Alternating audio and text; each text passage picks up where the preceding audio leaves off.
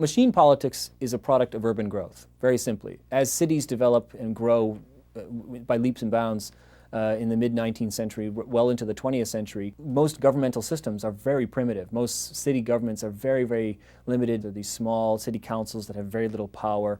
And they also have to deal with a lot of issues. There's tremendous growth taking place. Somebody has to decide to build sewer lines and build schools and create new agencies to organize, for example, the police departments.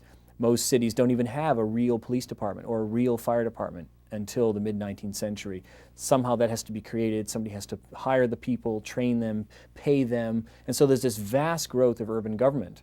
And that means there's a lot of money being spent and a lot of power to be had. And so along with the growth of urban government in the 19th century, you see the rise of bosses, powerful political figures, and they begin to control the political power that's found in cities.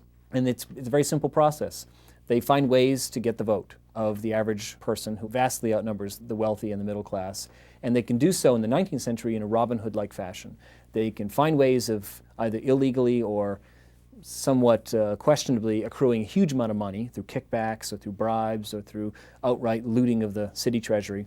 And then they use that money to buy the favor of the voters. They give them groceries, they pay for their funerals, they buy clothes for the kids in the fall so they can go to school in a good-looking outfit. They take whole neighborhoods out to the beach.